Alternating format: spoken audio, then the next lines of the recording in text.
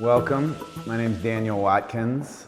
I'm at the Aspen Collective, 213 South Mill Street in downtown Aspen in the historic Wheeler Opera House. Really honored to have Travis Fulton here with us with his incredible artwork. Travis is most famous for his commissions and artwork around Aspen, including the dancing fountain downtown. And we're really honored to be showing his work here. And we're here to discuss his practice, his life, his work. So can you tell me a little bit about growing up, how you got into art? What was the inspiration? I grew up in a New England town of pastoral appearance and Puritan persuasion. I had an Irish setter dog and a pony and two brothers and 600 acres to roam around in. We were not allowed in the house until dinner time after school. The books that we really grew up with were Howard Pyle's Arthurian Legends, Dr. Dolittle and the Wind in the Willows. Right? Our father was an aeronautical engineer and built his own airplanes. And we spent a lot of time in the shop working with the tools. I mean, I'd be handed a blueprint at age 10 and told, there's the milling machine, wait, make it. So that's how we started learning how to actually touch things and do things with our hands. And a little bit of background, one of the things that's always impressed me about Travis is not only his artistic genius, but how genius runs in his family. And he briefly mentioned this, but his father helped build the flying car. Mm-hmm. Your great-great-great-grandfather helped create the submarine or the steamship. Yeah. This sort of tinkering inventor lineage, mm-hmm. that was an inspiration as well? Certainly. There were other inspirations. When I was 10 years old, my father saw that I was always making things out of whatever came to hand. So he apprenticed me to John Angel, who was a very famous neo-Gothic sculptor in Sandy Hook, Connecticut. And I spent many hours, almost years with him, carrying clay, sweeping the floor, and trying to draw like he did, right? Later on, Isamu Noguchi saw some of my work and invited me to work with him in Long Island City, which I did for a few months, and that experience has lasted the rest of my life. Yeah. And in the gallery here, we have one of Travis's bronzes. And can you briefly just explain this experience of meeting Noguchi and what he said about your work? Sure. I'd just come back from 2 years in the Peace Corps in North Africa, where I started a wood shop, which I hope is still going, helping people who carved little animals out of wood to sell to tourists. And I was home for a few weeks before I actually had decided to come out here.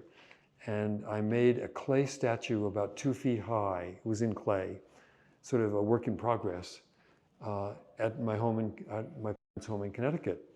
And Noguchi and Christo came to our house for something it was something about engineering, to talk to our dad. And he came into the room I was working in and saw this clay. And he looked at it, he walked around it for, I would say 10 minutes, which made me very nervous. And he said, why don't you come and work with me in Long Island City? I said, Mr. Noguchi, this work is nothing like yours. And he said, it doesn't matter what era or civilization or culture a piece comes from. It either has it or it doesn't. And this does. Wonderful. Yeah, and one of the things about Travis's work that really inspires me is that you find it in unexpected places.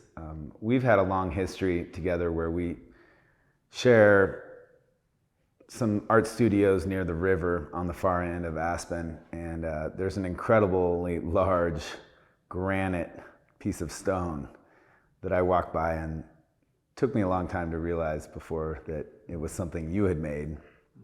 Then walking through town, seeing the dancing fountain, seeing kids play in it all the time, can you talk about art being something you live with, or life as artwork, or artwork as life? Yes, I think when I was in college, and I got a call from my great uncle, whose family, great uncle Chester, whose family started. They had a stagecoach line from Helena, Montana to Los Angeles, right? Just up to when and after when the railroad started. And he called me and said, "Now, Travis, you have to figure out what you're going to do. If you want to make a contribution to society, be an engineer, build bridges," something like that.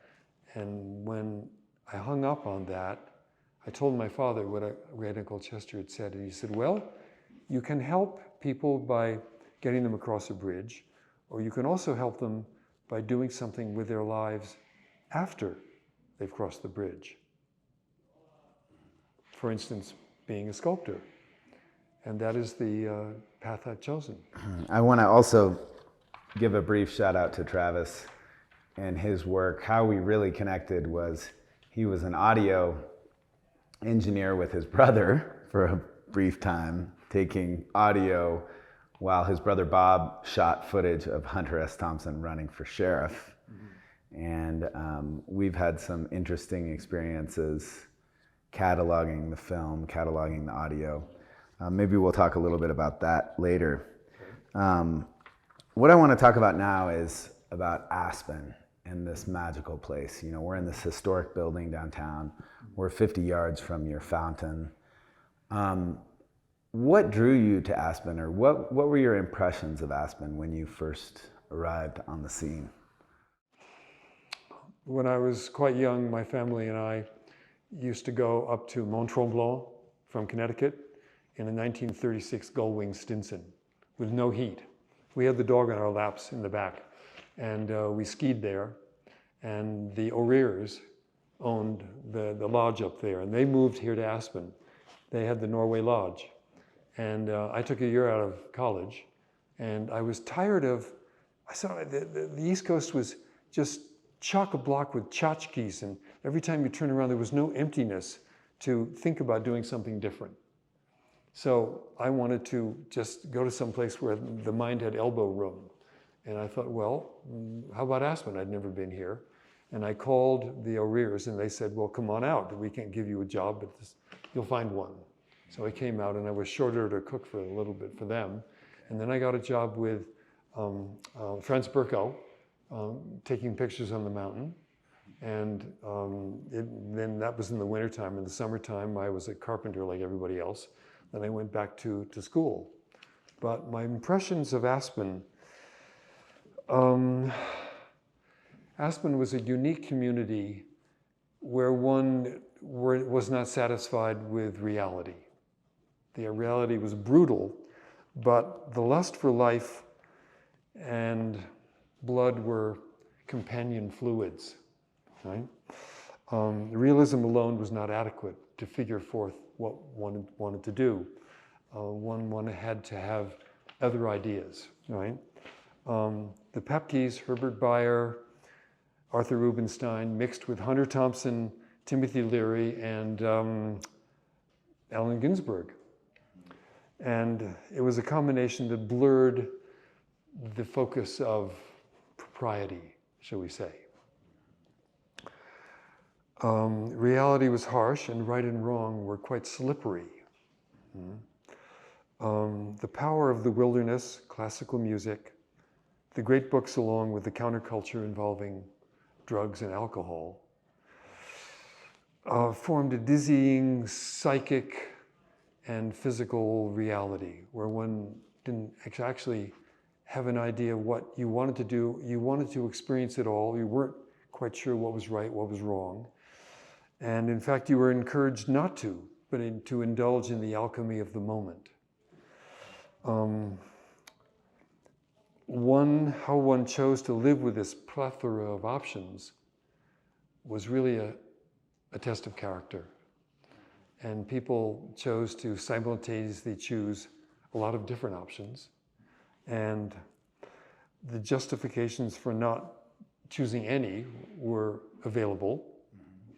And sloppy thinking was very much of a popular option. You know, one of the things we've talked about a handful of times in our talks is Elizabeth Pepke and her vision and her genius to realize that you can come here and have big ideas about the future. And this emptiness of this blank canvas allowed the great thinkers of the world to really grow their ideas.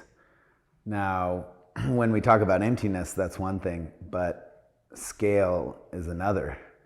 And one of the things about your work that I'd like to briefly discuss is some of the larger commissions that you've done. For instance, I know you work a lot with land, with granite. Can you talk about maybe just briefly east of Aspen and the gravel pits and some of the work you've done over there? The Resnicks, Stuart and Linda, asked us to do a 350-foot long water course coming out from under the house and going down into what was then the gravel pits, right? Which is now their private lake, right? 2.3 acres of lake. So we got in, I think it was my little 180 airplane, bush plane, and we flew to Wyoming. And we found a mountainside on somebody's ranch, and we purchased, I think, 600 tons of huge stones, which we moved here and constructed that watercourse, right? And I guess the Resnicks liked it, because a couple of years later, the phone rang and she said, Travis, this is Linda. I said, hello, Mrs. Resnick. It's Linda. Hello, Linda. The only thing I like outside the drip line of the house is the water feature. I want you and Peter to take over transforming all 70 acres of the landscape, which I said, Linda, I'm not a landscape architect. She said, every time I talk to a landscape architect, he says, we're going to put 3 trees here and 5 flowers there. I want a vision.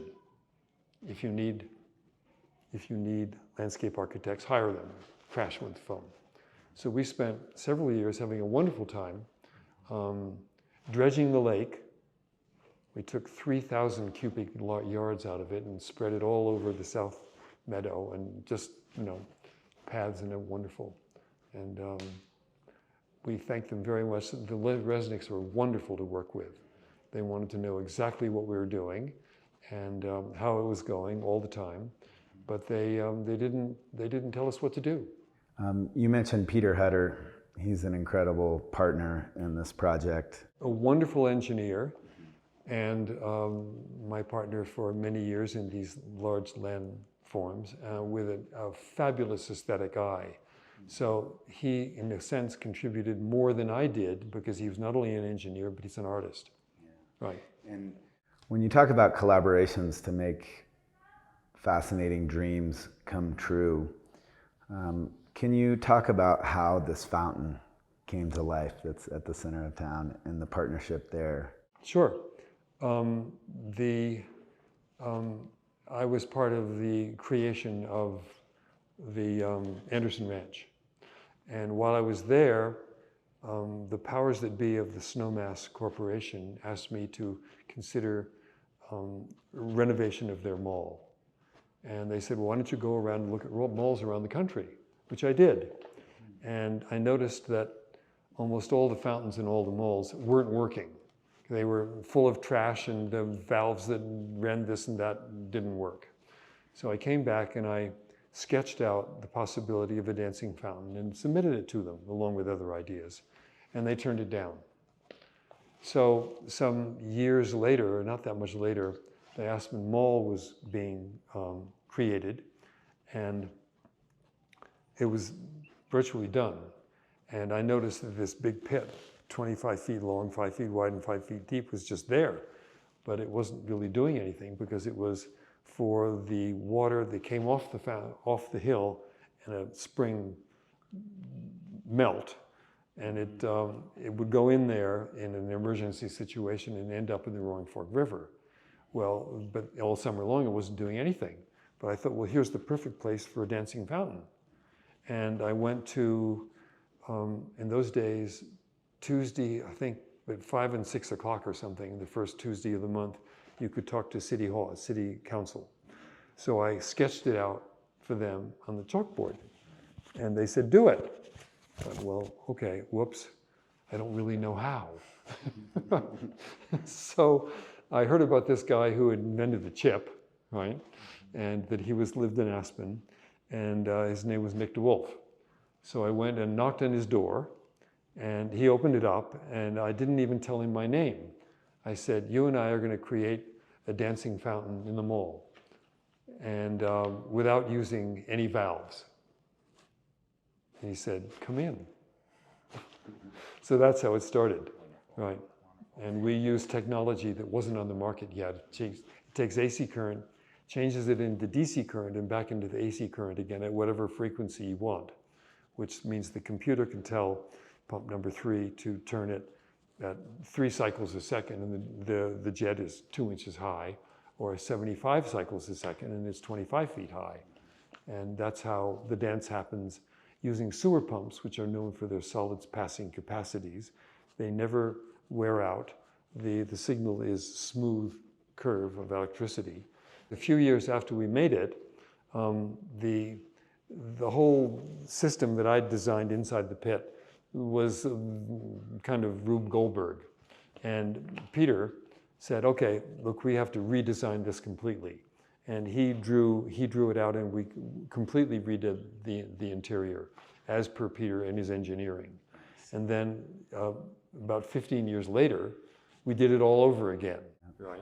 And there's 2 rumors going around. One is that it doesn't repeat itself for 75,000 years. Okay, what's the other rumor? That the Bellagio ripped you off. Well, let's take the first one. The first summer we turned it on, which I think it was 1980 or 81, the Aspen Physics Institute was hosting a joint summer workshop with the Russian counterpart. And their focus, their subject for the summer was, does randomness exist in the universe? A very, very complex problem. I'm not sure it will ever be solved. In any case, they're all having ice cream cones there in the mall. And the 2 teams, 6 each, decided that whoever could come up with the periodicity of the fountain first had to buy ice cream cones for everybody else, right? So by the end of the summer, they had no idea. And they called Nick. And Nick, this is how he got paid, right? Because when we presented it to the city council, they asked how much we would like to be paid to do this, other than the cost of making it. And Nick said, I'm going to do it for nothing. So stupidly, I had to say that I would do it for nothing too. I think I regret that, quite frankly. Right? In any case, so they finally called Nick and admitted that they could not figure out the randomness of this, or the periodicity. And that is how we got paid, for being able to say to them that if you watch it for any 20 minutes, you won't see the same 20 minutes for 70,000 years. I see. And the other question was? The Bellagio. Oh, the Bellagio. Oh, I got a call years later from the man who did the Bellagio fountain. And he said, Travis Fulton. I said, yes. He said, I have made my living ripping off how you created the engineering of your fountain in Aspen. Goodbye. Well, the thing is that we actually couldn't, I still don't think you could patent that, because all we did was take the technology and use it, right? Right? And the technology then came on the market and anybody could use it. It's a little bit like, I'm sort of wondering why our ancestor Robert Fulton, who invented the steamship, all he did was take a steam engine and stick it in a boat and put a paddle on it. That doesn't seem like it's much of an invention to me, but that's okay. And it's got to be one of the most enjoyed and interactive works of art in the world. That is a true gift to our community. One of the things I love talking with Travis about and just about his history is these names are just casually thrown out, you know, Berko, Nick DeWolf, Peter Hutter, Elizabeth Pepke. There's this long lineage of people that inspired you. I want to talk a little bit about the artworks that we have on display here, but before we do that, as someone who has a personal lamp fetish, seeing Travis's lamps in this space is a really incredible thing. Can you talk about briefly how you got into lighting? And I see some inspirations, whether it's aeronautical or sailing. What was the genesis of your lamp making practice? The inspiration came from working with Sama Noguchi on Long Island City in his studio, which is now his museum. And we were making the lights that he's famous for, these globes with bamboo stuff and et cetera, et cetera. And I said one day, well, why don't we do something make something that's sort of a cross between Frank Lloyd Wright and the Wright brothers, that has a sort of a feeling that it lifts by itself. He wasn't very tall, and he said, do it, right? So I finally got around to doing these, because that's where that came from. Yeah. And I do feel the Frank Lloyd Wright, and I feel the aviation, and I feel the lightness, and it's like they're actually floating in space. I absolutely love them. Well, the latest iteration of floating in space is the one that's about to be hung in there, which is like a galaxy of stars. Right. And one of the things I'll mention about this show, we have to give credit to Flo Fulton for being an inspiring factor and saying, why don't you show Travis's work in your gallery? And I thought, you know what? Travis's work is awesome. He has a huge body of work. It's varied. But this particular exhibition was inspired by a horseback trip across Kenya. And there's some history there. I've spent a lot of time in Kenya. So have you. So did your brother. And I spent some time working with some footage of Lamu, a place I spent a lot of time. But there's a piece at the front here called Maasai Youth. A lot of the work is juniper from your hillside by my house. Right. Your property in Old Snowmass. Yes. And there's a combination of stainless steel, marble, rocks, juniper, maple. Right. So before we get into any individual works, can you talk about like this body of work and where it came from? Sure. Well, I took a horseback trip across Kenya, and I was fascinated by the culture of the Maasai, right? And one would call they have the Boro, for instance, there have a creation myth. And here it is. Ready? This is what we found when we woke up. That's it, right? And it's primitive, but it's also almost primeval. And I want these works, and I love primitive sculpture because it has a formal simplicity, it has a coherence, it has sort of a savage expressiveness, where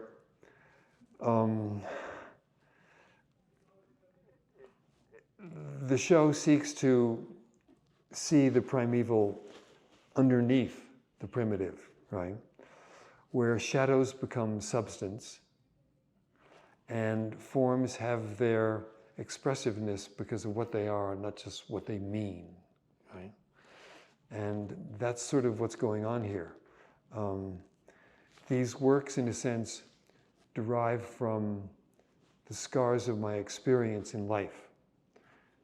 The same way the scars on a warrior are an expression of his courage, which is, and it's more beautiful than perfection would be, which is where the title of the show comes from, seeing a hoof print in the sand slowly filling with water.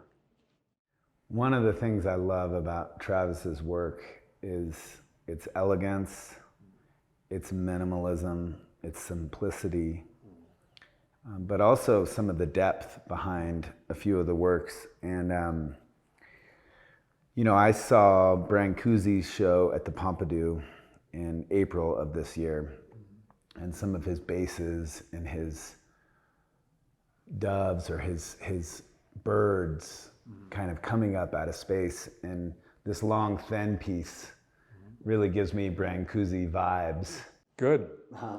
It can be a tribute to him. It's not, because where it comes from is I saw this twisted tree outside of a Maasai temporary hut in the middle of the Mara, and it's quite close to the energy and the shape of that twisted piece of wood. And inside we have stainless steel down the middle. Yes. With maple on either side, and then a granite base.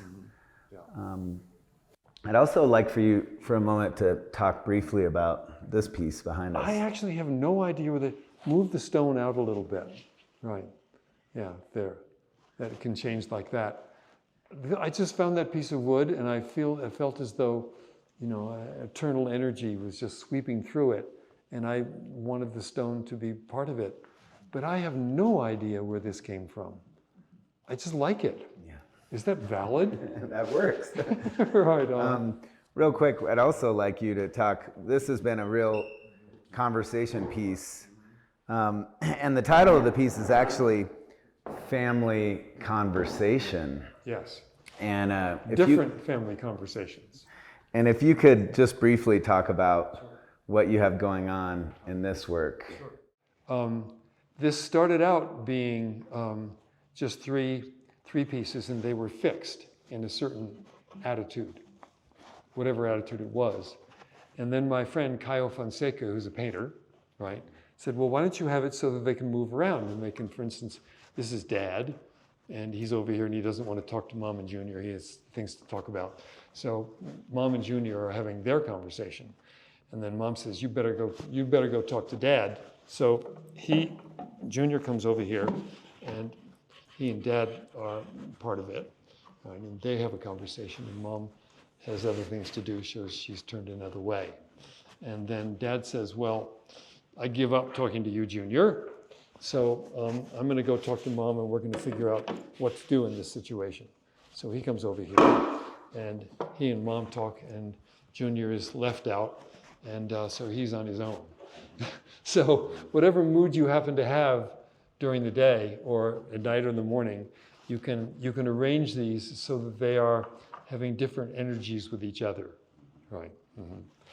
So that's where that came from. Another piece that's drawn a lot of conversation is this idea of together in the wind. And I have to be honest, when we put it up, I didn't think about the depth of it, but when you think about two people coming together and then something pushing them forward, it's the wind behind their backs.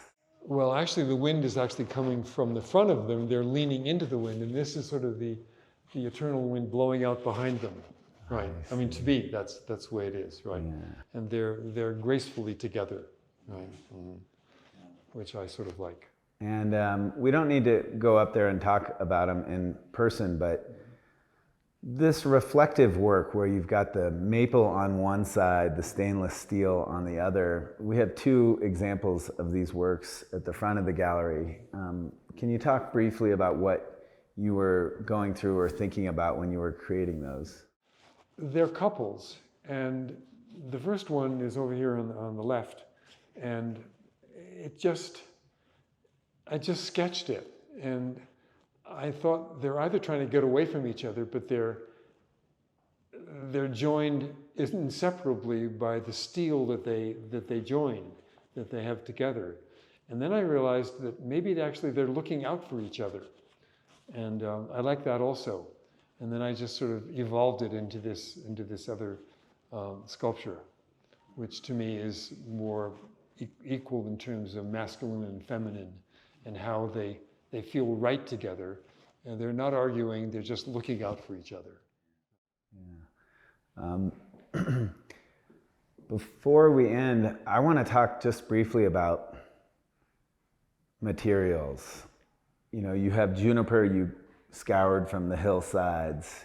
You have these beautiful granite bases. You have this stainless steel in conjunction with the wood.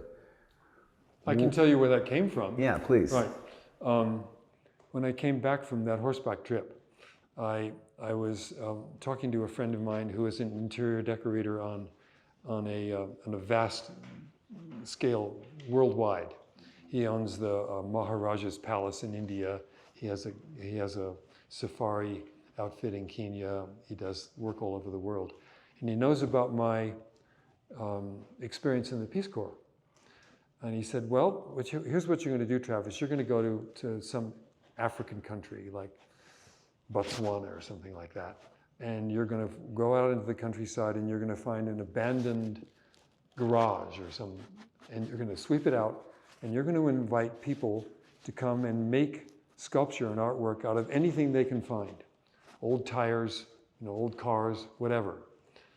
And because I know you can do this because you've done it in the Peace Corps. And I thought, well, so I came home and I said, well, are you going to finance this? And he said, no, maybe, but not now. See what you can do. So I thought, well, what would happen if I just took my saw off the wall of my studio and walked up on the hillside and pretended that all I had available was the wood of the hillside and pieces of metal that hanging around. What could I do? What could I make of that? And that's where all this came from. Right. There was a great article in the paper that the Daily News published about your work, and there was a great quote at the end. But one of the things that the quote was, "Be confident in the adventure of your mind." Well, they asked me, what advice would you give to a young artist? And most of advances in art come from people not trying to do better inside an already existing art form, but people deciding that they want, damn it, they want to do something else, right? So they step out. And in order to step out, you have to have confidence in your ability to own your own ideas. That's where that comes from. And what do you hope that people take away from viewing your art? There is a certain, well, I would say that the gallery opening, I learned something. And that is that these pieces, I think they're aspirational. I think they actually make people happy. Because the mood there was actually people were just happy being with them. And so that openness to feel that there's something about life that, well, let's try it. Which comes back to, I suppose, what Aspen's all about. Well, it's been a real honor to show Travis's work here at the gallery. We're taking commissions, we're selling his remaining work, aspencollective.com. And I want to say it's been a real pleasure working with you and showing your work, and I'm looking forward to more adventures together and showcasing the most talented artists in Aspen in our wonderful location in the Wheeler Opera House. I would like to also add that the work that we've done, Peter and I have done with all the various groups in this valley, has been a wonderful experience for us. It wasn't just the Resnicks, but David Koch. We did a huge project next to his house. We did the Phelan. It's a series of huge pieces of granite that are urban in thought and set in the wilderness, which takes water from the Buddha Terrace all the way down 60 feet away and 20 feet below. Looks like it goes into the swimming pool, right? And then we did, a huge 1,400 foot long series of ponds and waterfalls for Dianne Feinstein up in Star Mesa. And there's just been wonderful people to work with. And Not to mention the Suki Arch. Oh yeah, the Suki Arch, yes, right. All these people, Sharif definitely among them, have been wonderful to work with, and they're inquisitive and they're ready to do something new and to come up with something with these people has been a wonderful thing to do. Yeah. So if you have big ideas and you want to see them put into reality, Travis is the man. Well, Travis and Peter Hutter. And Peter Right, Hutter, right, yeah, right. And countless others. Right. Mm-hmm. So thank you, Travis. You're welcome. Real pleasure. Sure. Yeah, and thank you. Right.